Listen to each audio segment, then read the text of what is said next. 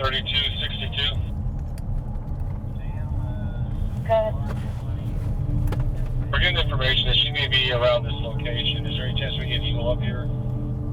3370. 370 on the way. Yeah, I'm gonna put an apartment number on there. Okay, who's it? Who are these people? This is her husband. Hey, how you doing? Hey, Officer Stevens, Ernie. Lewis Rodriguez. Hey, Lewis. My partner, Gabe. Hello, sir. How long has she been acting this way? It's been since Saturday. She just believes that I'm having an affair and that I have a woman that I've gotten pregnant in our ceiling, hiding. I'm sorry you're having a bad day. It's been 4 days.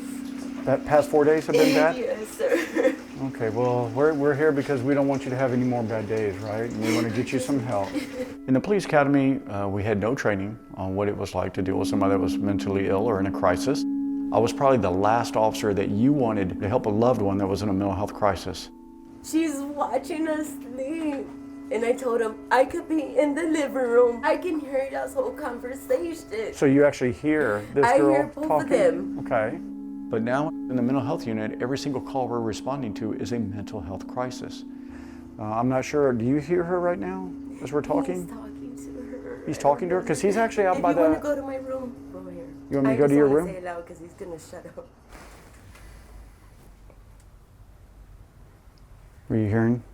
You hearing it right now? Okay, I don't hear He's it. telling her, I need her here. Okay, I don't hear anything. Really I'm sad. sorry, I don't. I'm just being honest with you. I'm not going to lie to you. I'm not saying that I don't believe that you don't hear him. I believe that this is very real for you. I just don't hear anything right now. I don't want to promise go you. anywhere. I know you don't. didn't do nothing wrong. You're right. You didn't do anything wrong. I'm getting kicked out of my own house because No. somebody don't come out. You're extremely agitated right now and stressed out. I'm just broken. I'm shattered. My whole heart is shattered. Okay, you're using words like shattered and broken. Okay, if you were my sister, okay, there's no way I would leave you in this condition. There's no way. Dallas wanted to make words emergency. Yes, my son needs to be taken to fraught for bipolar schizophrenia. Make sure they train police officers. Okay. Bipolar schizo. What's going on? You drop that for me? Drop that for me, guy. Jay! Drop it! Jay! Drop it! Jay! Why he shot him? More conservative estimates say that those suffering from a mental illness account for almost 1/4 of all fatalities involving law enforcement. Get on the ground now! This slide identifies every single officer-involved shooting. All of those that are identified in red showed some sign of mental illness. Is there a crisis in the United States when it comes to mental health issues? Absolutely. People with mental illness are overrepresented in every aspect of the criminal justice system. So I work on a specialized unit that only deals with people in a mental health crisis. Almost everything about how I respond to calls goes against what most would believe. I'm in plain clothes. I drive an unmarked car. My weapon is concealed. And for the last 9 years, the only weapon that I've used is my ability to communicate. Are you some kind of like therapist or something? No, I'm a police officer, just like him. I don't want to say we do unconventional policing. We just approach certain situations differently. I'm not trash. No, of course not. No. I come from a very nice family. I know you do. You know that you're going to deal with someone in crisis that night. You know that someone's going to need your help. San Antonio Police, are you okay? Police have a misconception of mental health. I want the old Chris. Those voices just have total control of him. He don't trust anybody. Mental illness is not unique to the United States of America. What is unique is this dynamic of unarmed citizens being killed by the people who are supposed to protect and serve us. Like, is that the first thing that they think of is to pull their weapon and shoot somebody? No one with mental illness deserves to die because they're already dying inside, suffering. We have to change the way culturally that we look at how we succeed in police work. I have an opportunity every single time I'm called to change somebody's perspective.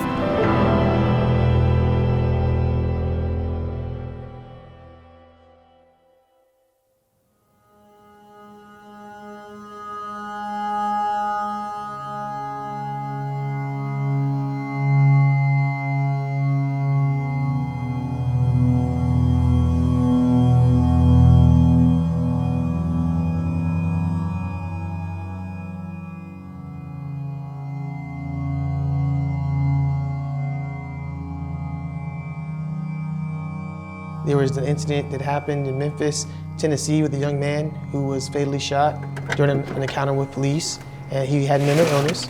And the department in Memphis realized that there needs to be a program to deal with these type of folks. How to interact with somebody with a mental illness, how to talk to somebody with a mental illness. It prompted police departments across the nation to start to deal with those folks in our community.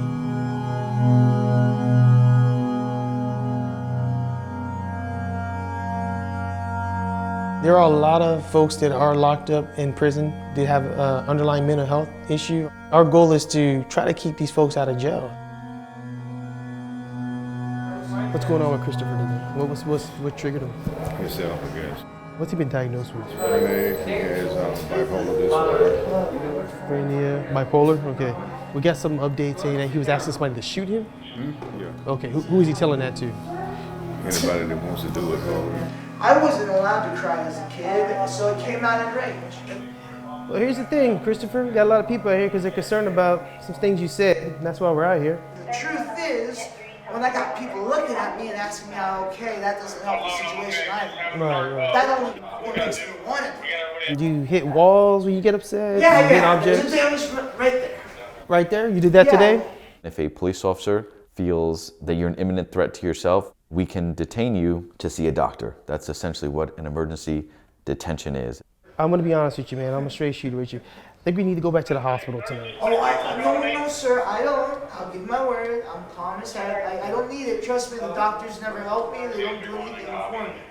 It's not an arrest. Even though we put handcuffs on you if we have to, it doesn't go on arrest record. The police report is protected by HIPAA, so you have privacy rights. I feel great. I feel better now. Please, don't put this on me. Christopher, you made threats to shoot yourself. No, come on, man. Please, don't do this. Don't do this. Come on, man. Please. Okay, I'm gonna go get some shoes for you, okay? I'll be back. And Christopher, The choice of you deciding if we're going to go or not go, that's been removed. You're going to go. How we leave here is up to you. Where we go is up to you. If you have a facility you'd like to go to, tell me. No psych wards, no NICS, no low reach. Emergency room, public hospital. I'm not gonna, I can't. We're gonna make a phone call and see where we can get you. If you want to fight and me call more people and we have to carry you out and break half your stuff in the house, then let's do it. I don't want to do that, and you know you don't want to do that. I don't know if I did anything wrong. You didn't do anything wrong. Express myself. It's just we just don't want the wrong response to come out here, man, because what you're punching holes and stuff. And we're just gonna close the door nice and slow, okay? Yes, sir.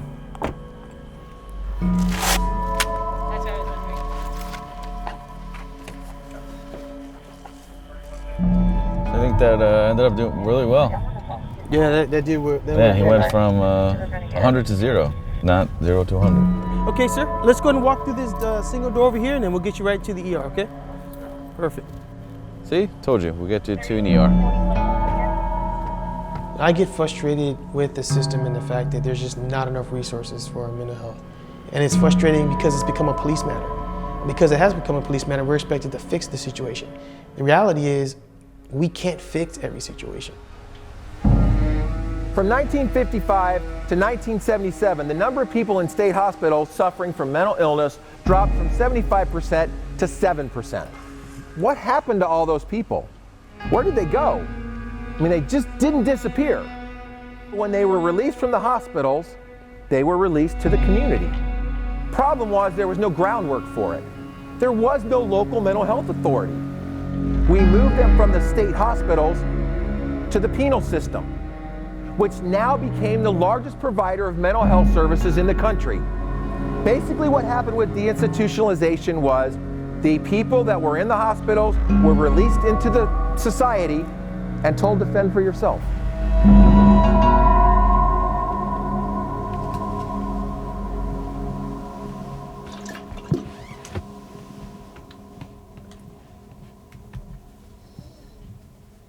And I hate when they put messages, like little writings and sayings and crap, like on my head, just because they want to play around and make fun of me. They put sensors in me and stuff to make me shake and wobble, like if I'm wired or something, and I'm not.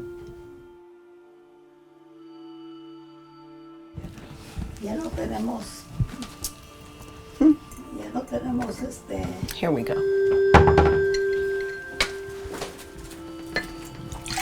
The police have come here several times, and they know Christopher on a first-name basis, and they also know me on a first-name basis because of the amount of times that they've gone over to the home.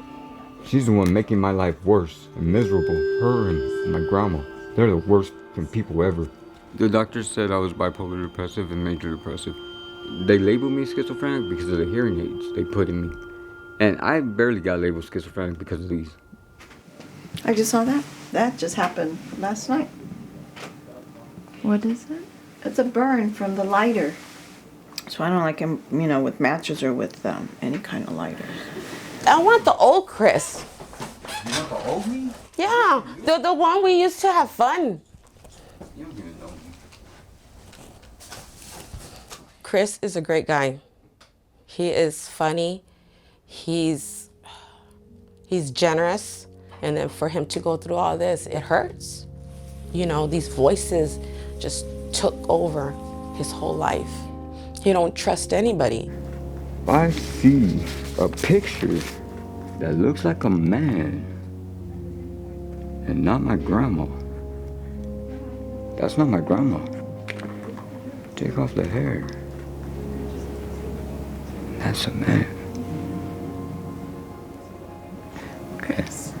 Chris, I'm wondering, are you okay that I'm filming you? No, I don't mind. I'll let you do this. It don't bother me because I need to get it off my chest. I asked him if it was okay if I filmed, and he said, yeah, you can film. I need to get this off my chest. Oh, he did? Okay, well then good. Thank you. There's a lot of heartless people here, a lot. Or maybe a lot of people that just aren't educated enough as to the illness. They don't have the medication to calm them down, so they act erratic. And you wouldn't know that unless you were told. I told him, I said, someone's gonna, hurt you. They might not know that you're not all there, and you can get hurt, just like that boy that was in Houston. They really didn't understand what he was going through.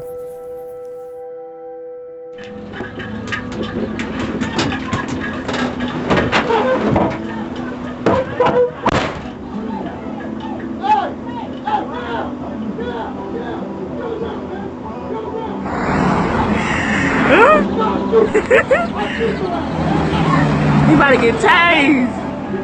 About to get tased. You got it? Not yet. Not yet.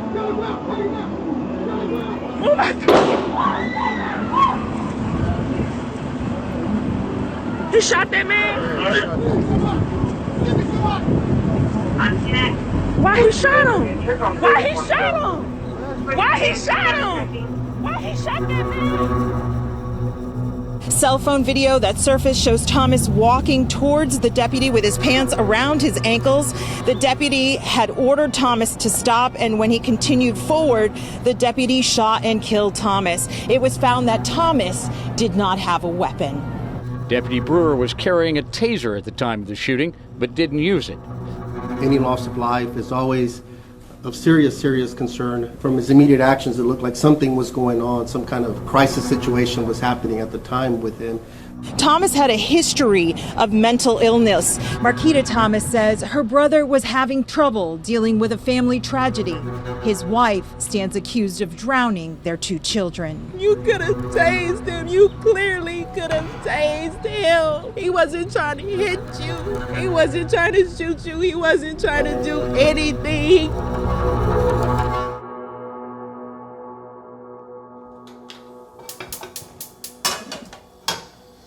Danny lived with me here. I got his clothes over there in the bucket. I haven't touched that because how it's folded in there is exactly how he folded it. I wear some of his stuff just to kind of like feel close to him. That day of the shooting, I was inside Walmart, 5 to 10 minutes away from the location. I just get this phone call. They're like, your brother's in trouble, your brother's going to jail. And I hear these people in the background screaming. I'm just like, what is it that serious? What's going on? And then I get like this real horrible feeling in the pit of my stomach.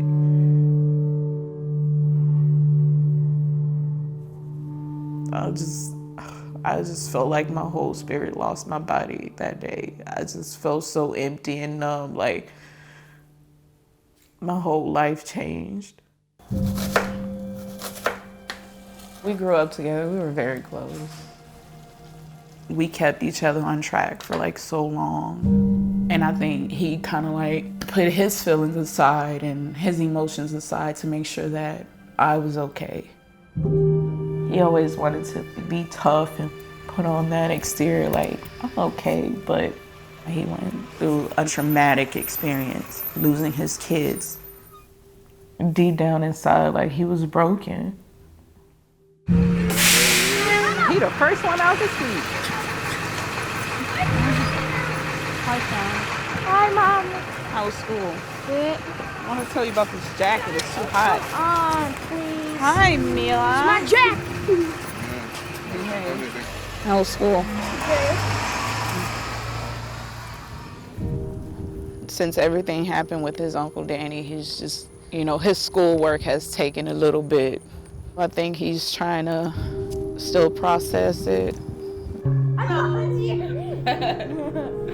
This is unfair. When you were sitting like that.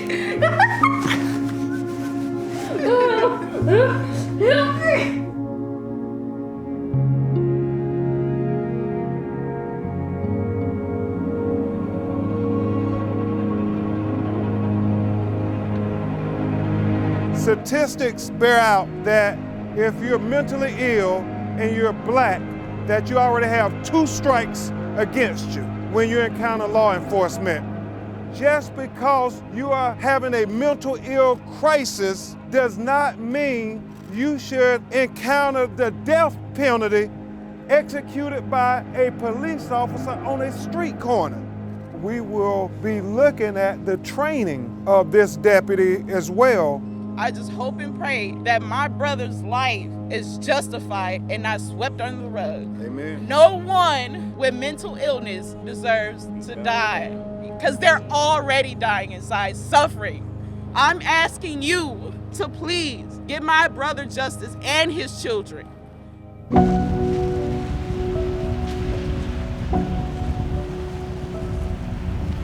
I would venture to say that at some point, somebody that has a mental health illness has been mistreated by law enforcement. Is that a fair statement? Yeah. Absolutely it is. Our job is to try to change that on our side, okay? Our job is to try to break the stigma, try to teach better skills, try to teach better outcomes. My goal here is that no one in this room ends up as the next viral YouTube sensation.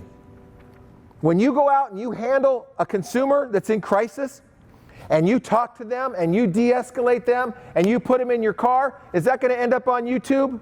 No. Nobody wants to see that. They want to see those first responders that get out there and yell and scream and go hands-on and fight with them. That's what ends up on YouTube.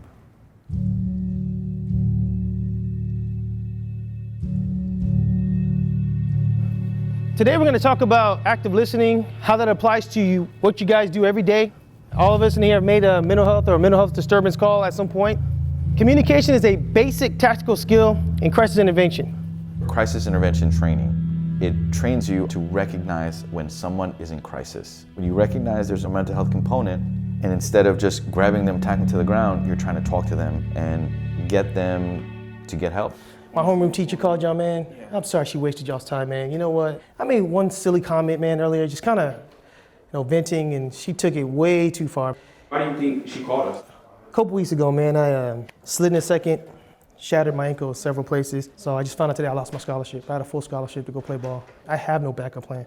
Like, that was it. Go to college, play ball, go pro. That was it. And all I said was, you know what? I just wish I was dead. You know, what's the point of living? I can't play baseball anymore. I'm pretty close with your mom. Definitely, you telling her that you don't want to play college ball anymore is totally different from her hearing that you say you want to kill yourself or end your life or not be here anymore because of that. Okay, I guarantee you she doesn't want to hear that, man. Okay, your dreams and everything like that have not been taken away just because you've broken your ankle. You're telling her that she loves you as much.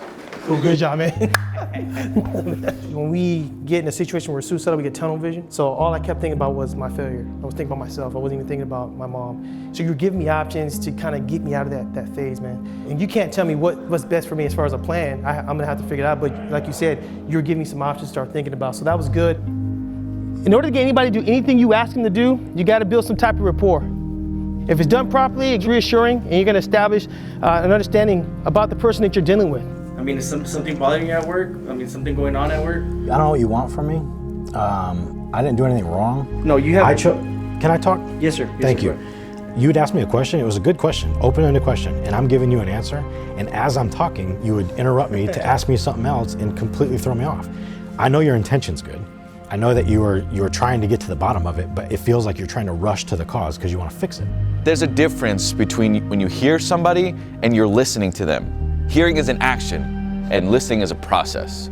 Whoa, whoa, whoa. Sir. Hey, back up, back up. Sir. Hey, you're not the FBI. I called the FBI last Tuesday and they weren't there. You called the FBI? What'd you call the FBI for? I've seen you before. You're part of that red light team back in the 20s. I remember you. So, are you hearing somebody talking to you right now? You ever notice that their little focuses, when you get that window of like somebody's paying attention to you, can you say, focus on me, focus on me? Christopher Lopez. CIT is great. It's 40 hours. I think 40 hours of mental health training in a police academy that's 7.5 months long isn't long enough. I think we should do 6 to 8 weeks of training. I think we should spend a vast majority of our time perfecting communication. And then you can spend a little bit of time training them on how to shoot your gun, because most officers go their entire career never doing that. Hey, that was a real call that I went on, man. They get interesting. That mic.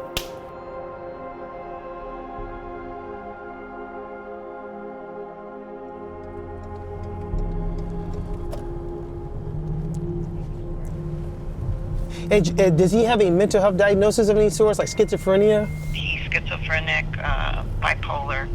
And is he taking his medications as prescribed, or does he have access to any? He's not? No, he says he doesn't need it.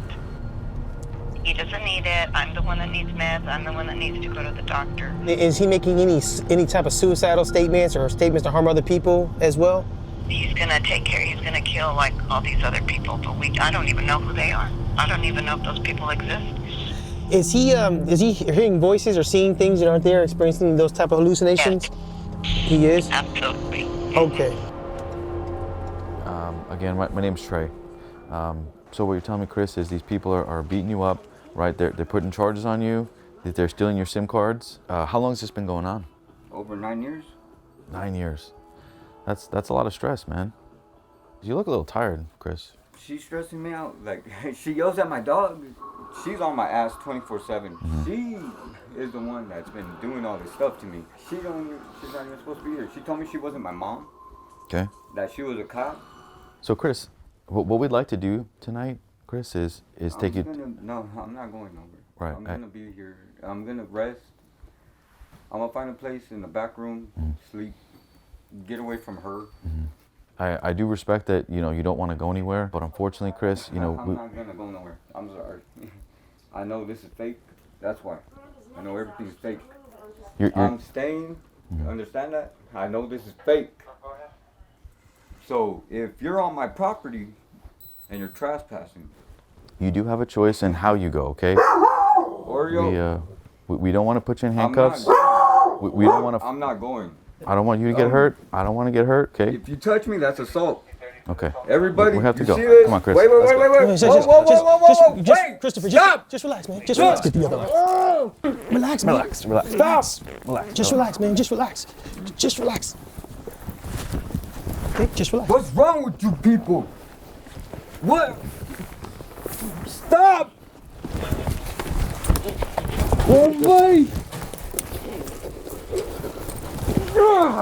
Okay. Relax, Chris. What's wrong with you? I don't want to hurt you, man. Okay? I don't want to hurt you. Don't touch me! Police brutality! We don't want to hurt you, okay? All right. Okay. All right, Chris. Okay. We just want to see you get in front of the doctor, okay? What's your name again, Trey? Yes, Serrano. I want Trey arrested. Watch the step, guys. Get Trey arrested. Get all these cops arrested. We just want to see you get help, man. That's all it was. All right, Chris. Let me get Medcom at it, and we'll get him going. See, that's why I do jiu-jitsu, man. I don't have to use that much force, just get in his hands, and that's it.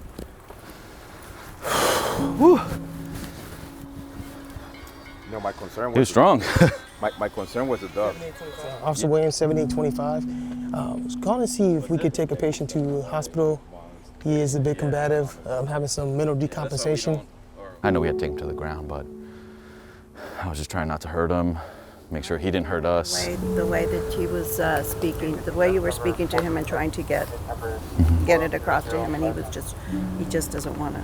Yes, ma'am. Yes, ma'am. Usually when he goes to the hospital, he's been like to 4 of them already, they release him following morning. I don't think they'll release him in the morning. Even though we took her son to the ground, even though we had to use force to put him into handcuffs and then basically lift him and carry him out of the house, she still thanked me for the way I talked to him. And that is the bread and butter of why we do what we do, is because these people are not criminal. They have an illness. I guarantee you he won't remember us though. No, he won't. He was so decompensated. But the family will, for sure. And Chris, I respect you don't want to be here, man. I know you don't want to be here. No, if you would have respected me, you would have left me alone. But we're just trying to get you some help, man. No, you're not. No, you're not. For somebody that said you should have left him there, why have a conflict and fight him on the ground to get him into the hospital when you could have just left him there? My response is, he's not getting any better. If anything, he's gonna get worse. And when mental illnesses get worse, their delusions get larger and they get more vivid. That is way too much of a potential for other people to get hurt. Just relax, Chris, okay? We're almost get you in a room and How you doing, sir? get you settled. Hello. All right. Hello. All right, Chris, just relax, man. Just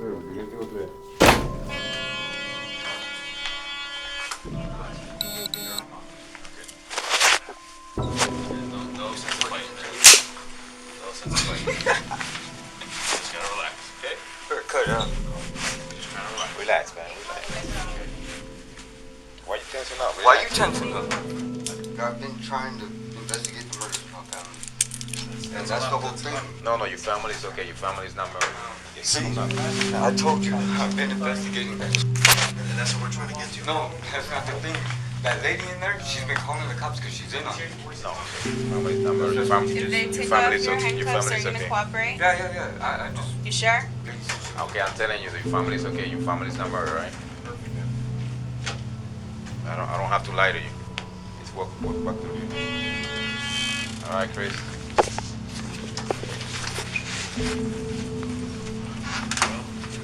That's how real it is for them. It is so real for them. It's amazing.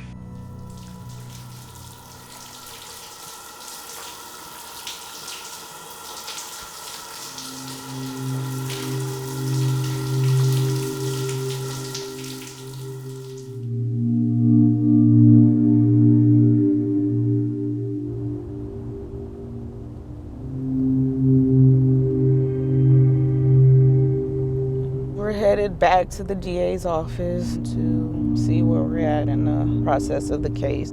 I'm hoping they give me some answers and not, yet again, like, we're doing the best that we can. Just don't feel too confident in a lot of things that law enforcement is doing. Officers are protected to the fullest extent by law enforcement. I feel like this guy is still being protected even though he's not employed with law enforcement anymore. Hopefully it's not going to be very long at all. They didn't give me any kind of idea about what to expect. I think they're more just trying to get more information from you guys about Danny, his life, so that way they can tell the grand jurors kind of who this guy was, aside from them just seeing one clip of him out in the street having a mental breakdown. I know it's hard for you. I know it's hard for you, Sean, but he thought Uncle Danny was going to harm him. Oh, we know Uncle Danny didn't mean no harm. We know. We know Uncle Danny was not that type of guy. We don't know what was going on with Cameron. Why did he take a broken man's life? Right now, my job is to prepare you guys for the world out there, because it's not gonna be easy for you. And I say you because of the color of your skin. And this is very hurtful for me because my son wanted to be a police officer. Now he says, Mom, I don't want to be that police officer that kills people like they did my Uncle Danny. He said that he don't want to harm innocent people. You can break down every deadly force encounter in this country with law enforcement. All comes down to, in that moment, that officer was afraid and they reacted. Some overreacted.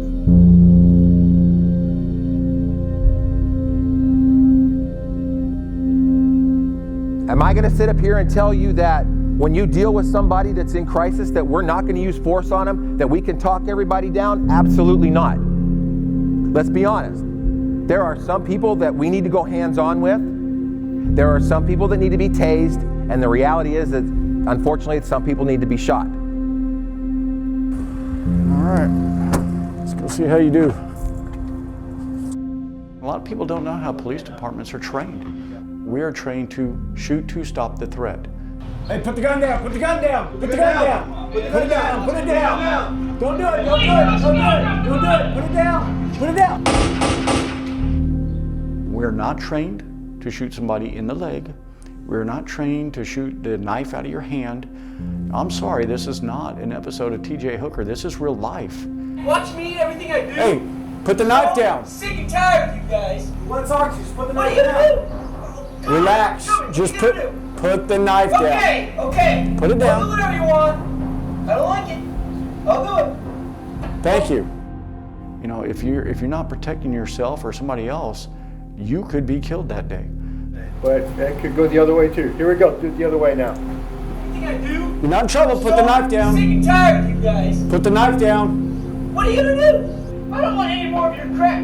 Yeah, that's what I'm talking about. It seems like a contradiction in a way. Not a contradiction, but like what you have to do on a daily basis. You, on your hip, have the power to end someone's life, but yet what you're trying to do is save someone's life. And those are, you know, like how do you, it's... So I think when me walking into a situation, I have the power to, I guess, essentially end someone's life. But I don't see this as something to end somebody's life. I see this as a tool to stop a threat. And I think just from training and constant courses, I see a firearm as a tool to stop a threat. So I think once it becomes that language, it's not so much that I look at a person,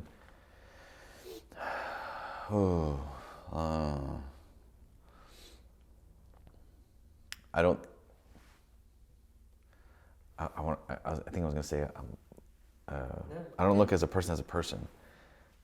I do see them as a person, but I more so just, I think I just put on my cop hat and see people as, I don't know how to answer that.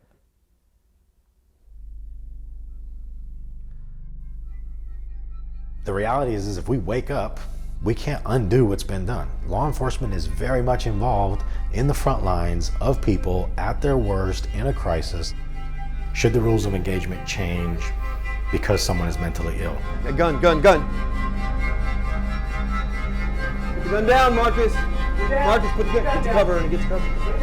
Back off! You all right? We will. Just put the gun down. Put the gun down, we'll talk to you. If I had a family member that was going through a mental breakdown, I would not call the police. I would not. I can talk to you better if you put the gun down. All right? Let's just talk about this for a second. You're all right? You're okay. Knowing what I know now, why would you when you know what they're capable of doing? It's okay, Marcus. I want to help you, Marcus. Just put the gun down. Let's help you.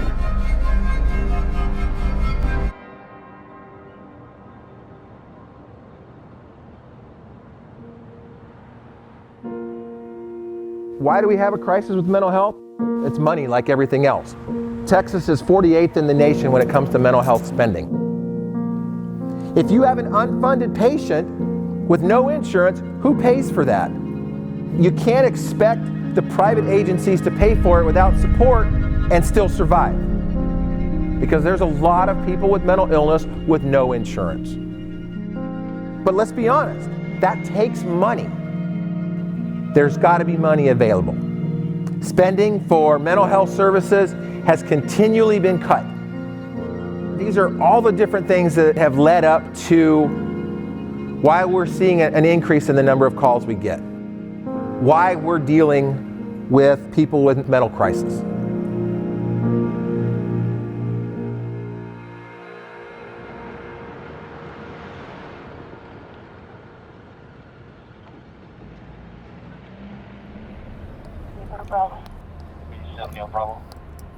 Hey brother, this is the Seric Bolo that went out for the guy that threatened to shoot police officers. I've got a couple of officers coming with me, plainclothes. All right, so the backstory on this guy is he posted a bunch of stuff on Facebook.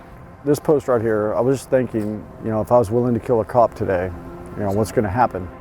He posted a picture of himself holding a gun with his birthday and then his RIP, rest in peace date of it being 2018. Okay. We'll approach him. I'll tell him to keep just his hands up. And once he's clear, then we're going to just build rapport with him. If he has a weapon inside the apartment, we're going to go ahead and do a seizure on that weapon. His mom informed us that he has bipolar disorder and that really he just needs help. I just hope he's remained calm. There he is. Yep. Okay. So he's got his hands in front of him. We're good. Hey, Larry, I'm the one you talked to on the phone, me and my partner Gabe, okay? Hey, Larry, I'm Gabe. Okay, no weapons on you right now? No, sir. You mind if we check? Yeah. Go ahead. Okay, just a phone. Your mental health. Where have you received treatment in the past? Nowhere? Because your mom said that was part of the struggle, is that you're having difficulty in seeing a doctor. Because money is an issue and all that. I hate this so much. I really do. Okay. I need pain. I cut myself up. I'm for myself. Well, what we saw was the threats were really a cry for help. I mean, that's what that was. That was you asking for help. How long have you been feeling like this? Probably since the age of 13. Okay. Childhood trauma? Yeah, Your mom told us a little bit. Okay. That's a lot to deal with, man. Unresolved trauma, it's a beast, man. We actually have clinicians and therapists that work directly with our unit, so it's very easy for us to get you to see a doctor, okay? Okay, this is no different from you going to the doctor and saying, hey, I got a sore throat. All we're saying is, hey, I'm having some sore thoughts right now, and I need help with that, okay? It's the same thing. I'm glad that we got to intervene before, you know, this became serious. Yeah, you know what? I need help, man. I really do. Because we want to help you, man. I mean, I don't want you feeling like this. We're gonna call MedCom, find out where we're gonna take him, and then we'll go from there. You look at Parkland over in Florida, FBI had information. Facebook posts. You know, Facebook posts that this kid had made, these threats. Thank goodness that there's a program like this in place where somebody captured what he said and didn't just say, oh my goodness, threat, look out, send a SWAT team in to get this guy. It's, hey, there's some mental health issues, let's send mental health and offer services to him. Because he's gonna get a lot better services going to mental health than going to jail.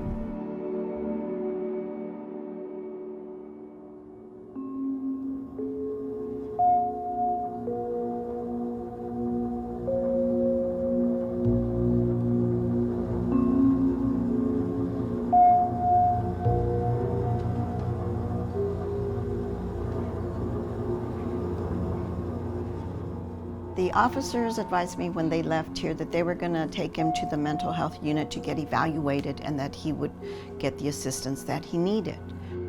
The following morning, the nurse contacted me and said that he had told her he was not ill, he didn't need any medication, and he refused services, and he was ready to go home. I asked her, isn't there anything you can do, to keep him, to make sure he gets some kind of medical assistance, some kind of medication to calm him down, to, make the voices go away. And she says, no, as long as he refuses services, they can't help him. And so he walked out of there and walked home.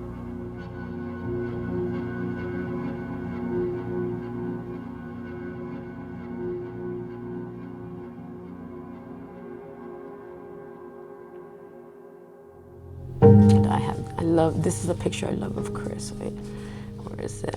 That's how Chris looked. Oh wow, he's a lot thinner now. Yeah, it's taken a toll on him. Yeah, he's changed a lot. Look at that smile on his face. That's my sweatshirt. That's a different man. Who's that? That's supposed to be me, but that's not me. This picture was taken here, golly, maybe a few years ago. I never noticed any signs of the bipolar schizophrenic until maybe about 5-6 years ago. I know these people, these faces aren't my family or my sister, but these faces are the faces of the dead, because there's always something hidden in the background. Everything reminds me of him, because I honestly didn't see my life without him. Happy birthday to you. Happy birthday to you. Happy birthday, dear Chris. Happy birthday to you. So Chris, right now we're making a documentary. Okay. You know that, right? Yes. Yes, sir. You remember when we talked about this? Yeah, You're okay I with didn't that? sign the papers, yeah. Okay. And you're okay with us? Right now, I'm okay with you filming this, yeah. Because this is a lot to get off my chest. I think police have a misconception of mental health. Police don't understand people with the mental illness because they see a conception of somebody that is a threat to them. That's bullshit. I ain't do shit. My thing is, when they arrested me, they used too much force. Get your hands on my pockets. We just gotta search you before you get in the police car, okay? It's fake. It's all fake. Look, if somebody's calm and collective and telling you get the hell out of my house because you don't really belong here at all, don't come at them roughly. We just wanna get you in front of a doctor, okay, Chris? I'm fine. I don't need a doctor. I need people to stop fucking with me. Try and soothe them down in order to figure out what's wrong with him. If he starts agitating or angry, you just calm down and just, okay, well, maybe we could talk it out. Is there something bothering you we could talk about? I didn't need help. I needed them to stop bugging me.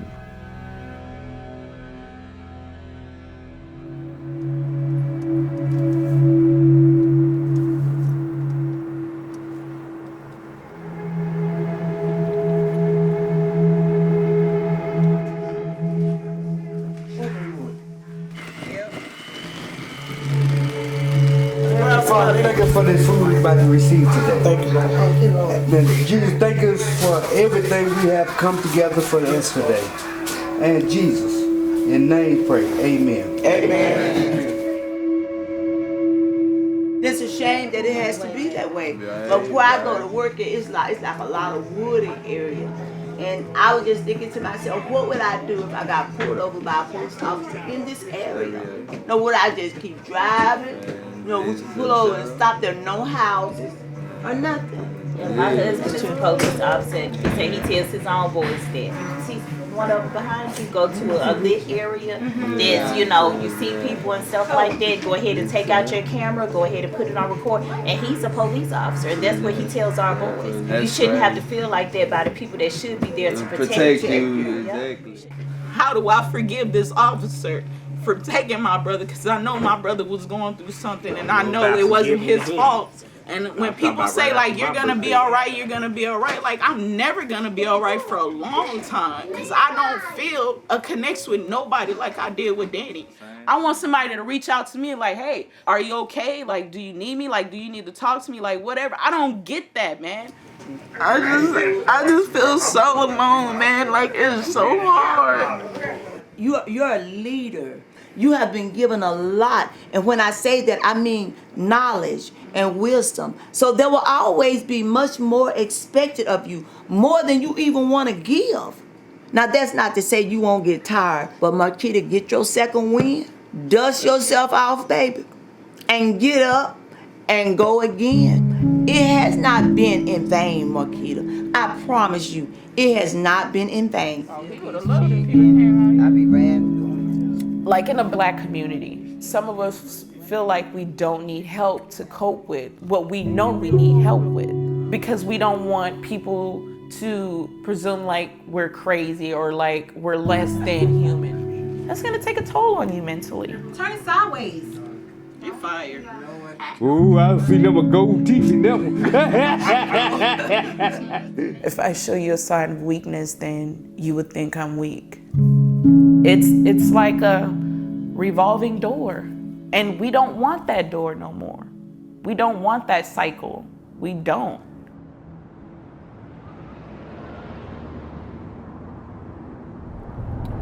Mental health call came in. The Navy Department is calling in on a welfare check on a 29-year-old who is messaging other sailors that he's thinking of hurting himself and ending it all, thinks that there may be weapons in the house.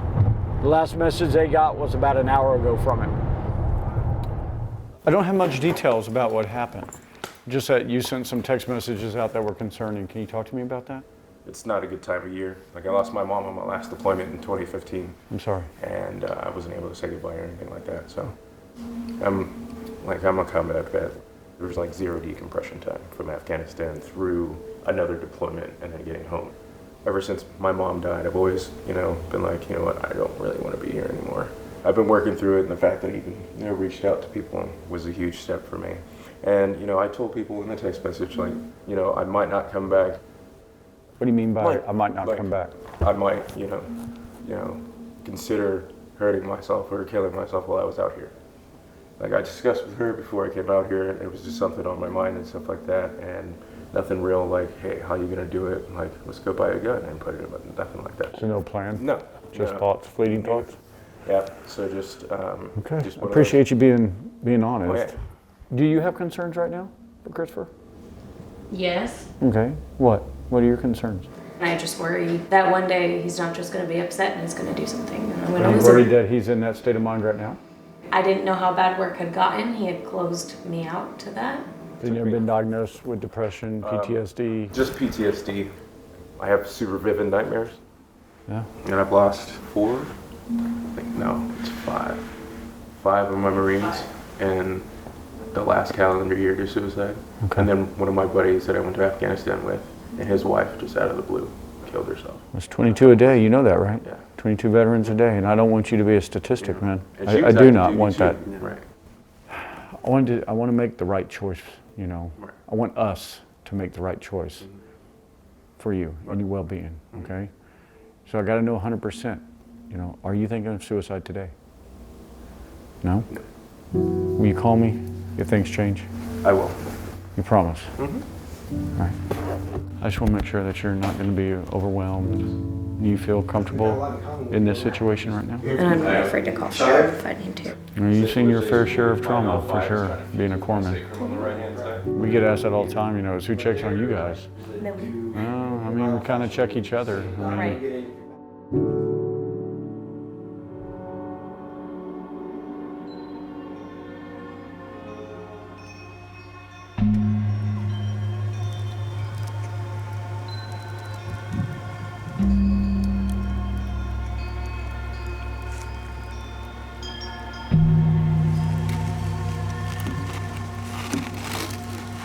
I know she's not my mom. I know for a fact she's not my mom.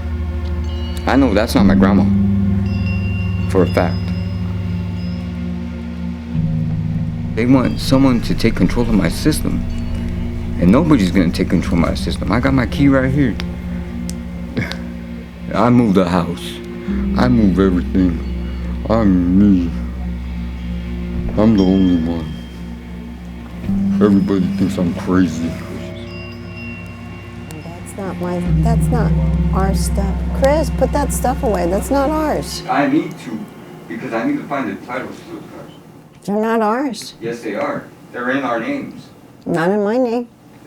Well, yeah, not in yours, of course. You're not Martha Remmey. I know that for a fact. All right, Chris, that's enough. It's enough. You really need to stop. No. I want to know the answers. I'm tired of both of it. That's I enough, tell the truth all the Christopher. time. No, you don't. That's enough. Really? I'm sorry. Did you yell at me in the car? Oh, yeah, I did. Yeah, hell yeah, you did. Hell yeah, I did. And I was calm as you practice wannabe bitch. Excuse you? Yes. You know what? You need to stop right now. You know what? I'm gonna walk outside and watch you get arrested later. Go walk outside so we can call the police on you, okay? Go on. You know what? You need to stay the fuck away from me. Well, then leave, Christopher. No, you leave my house. That's enough. Excuse me, sir. Let's walk outside real quick so this bitch can get arrested real quick for fucking tampering with my shit, with my investigation, which I don't seem to understand because she's stealing all my fucking money. I couldn't see you while you were giving me glass and my food and shit. Or which one of you poisoned my dogs? Tell me that. What's your biggest fear? That he hurts someone.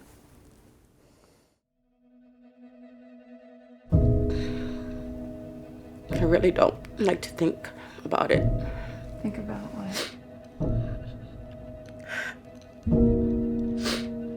I mean, I even kept things from my kids that they don't know about that he did to me because I didn't want them to hate him for something that he didn't have control of.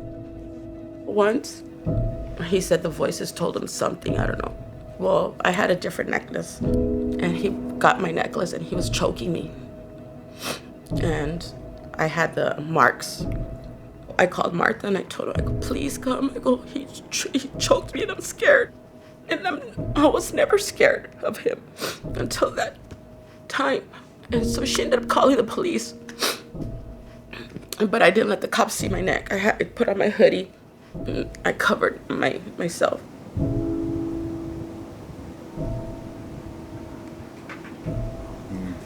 Yeah, I'm not a violent man towards anybody.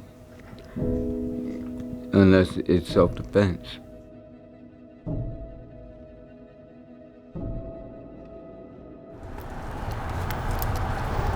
So we've spent 2 nights now going back with Chris. How's he doing? Not good.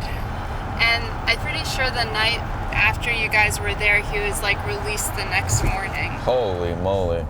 I can't believe they released him that quickly. Did you tell me this person saved after 1 day to go back to his mom after he's already believing his mom is not his mom? And her mom is dead? And his mom is dead and this person's a threat to him and he may harm? That's crazy.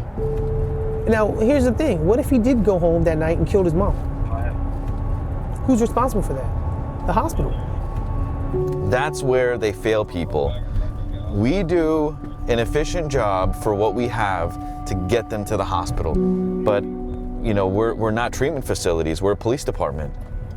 And he's still not well. He needs extended treatment. He needs some kind of follow-up care or inpatient care. Now he's back out and still really, really decompensated. Now you're gonna put more officers, you know, in danger because this person doesn't know what their actions can potentially do. So the call we're going to, a lady's calling saying she's having thoughts to kill her mother's dog. This has been going on for 6 months. She's diagnosed with PTSD and bipolar, and she is taking medication daily, and she'll be waiting at the door for officers when they get there, no weapons. You did the right thing by calling us tonight. You know, that's the first step, you know. Yeah, you get little hiccups, even though you think you're cured, you never are. I've been ran around so much through the system, sadly. Put through the system, what do you mean by that? My mother has helped me to try to stay in, but they just let you go. I've been ignored, like I said, so many times. They didn't care. You feel like, so you've been ignored more than you'd like to?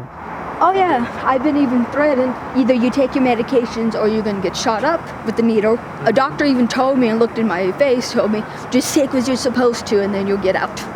At one point I had about $2,000 worth of medications and I only made like $600 a month. Oh,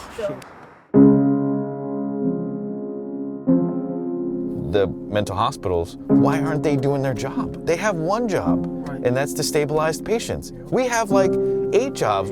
CIT is fantastic, but it's one cog of the wheel, right? If I have a person who's in crisis out there on the street and I go out there and I de-escalate them and I don't use force and then I take them to whatever facility throughout the city, the sad reality is 100% of how that person's treated is dependent on who that person is and what insurance they have. If they're indigent and they don't have any insurance and they have no capacity to pay that bill at all, they're gonna be stabilized very, very quickly and they're gonna get released. And then they're usually gonna go back to the same situation. Now you're gonna have that same officer dealing with them again 2 days later. We don't have enough resources in Bexar County for the amount of problem that's out there, not even close.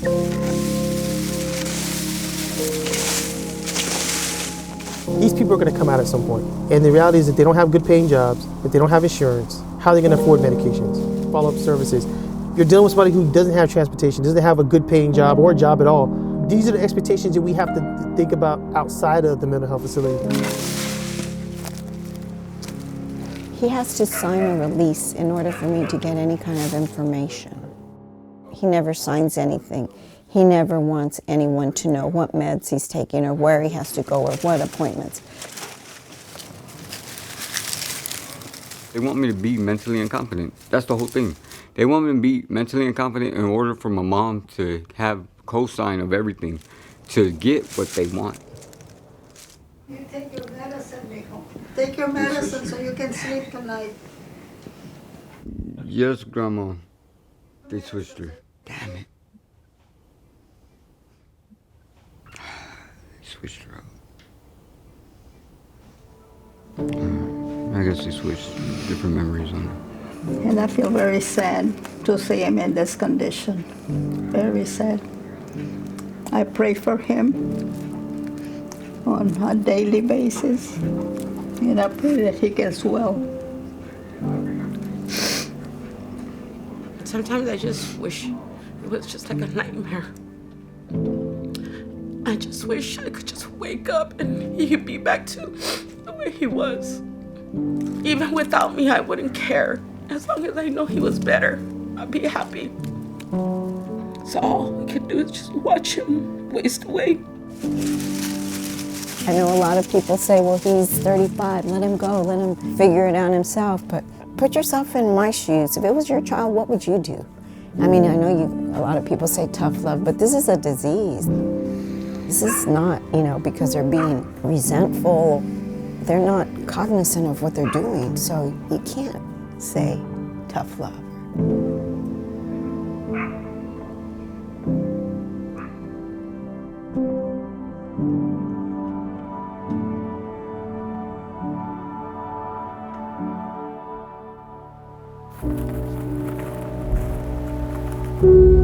Today, the 176th Grand Jury of Harris County indicted former Deputy Cameron Brewer for the fatal shooting of Danny Thomas, an unarmed civilian. Brewer now faces 5 to 99 years or up to life in prison as a result of this charge.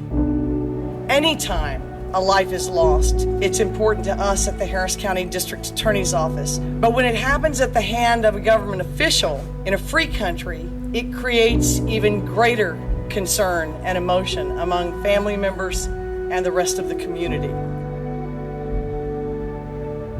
He was fired from the Harris County Sheriff's Office for failing to apply the training that he had been provided, using less than deadly force against somebody who was clearly unarmed. When the government takes a life, it matters how we respond. We responded by presenting all the evidence to a grand jury, and they responded with a true bill. And we're going to prosecute. Thank you all. Like, I can't even stand standing here right now.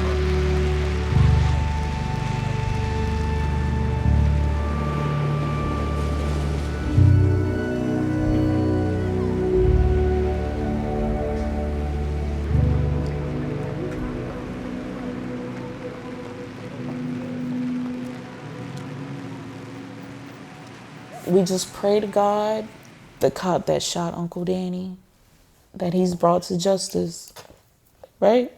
Will he go to hell too? Will Cameron go to hell? What you think? Maybe he killed Uncle Danny on accident. Maybe he didn't know. He just thought he was gonna hurt him. maybe he deserves a second chance to change his life and do better.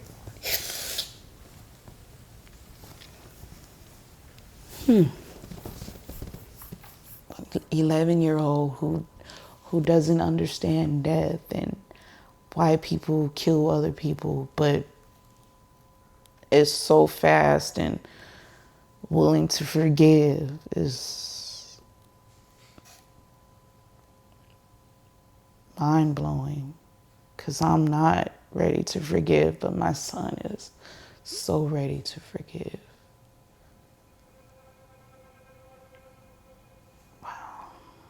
You gotta go that way. Oh, you got skills now. Go long, Sean. Maybe this is my calling. Maybe this is God's bittersweet way of telling me, like, hey, this is what I think you should be doing. Go! Being a voice for somebody else that feels like their voice isn't strong enough. I think the public misunderstands mental illness as disease you can contact and touch and it'll just go at you. No, you have to get to know them. You don't feel the emotions that they went through.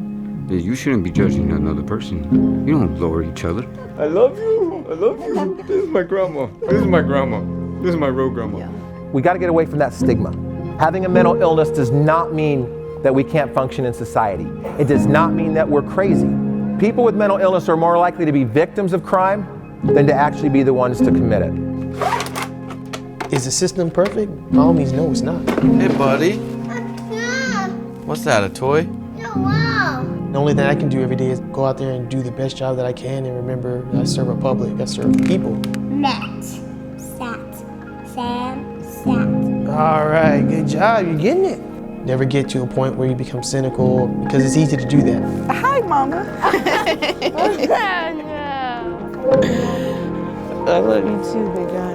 We all love you. We were never meant to do this, but we are. And we have been for years, and we're going to be probably forever. Stop complaining about it, wake up, and let's just give us the tools and resources that we need. Say, stop, police. Police. Stop resisting. The bar that we have in police work is just stay alive.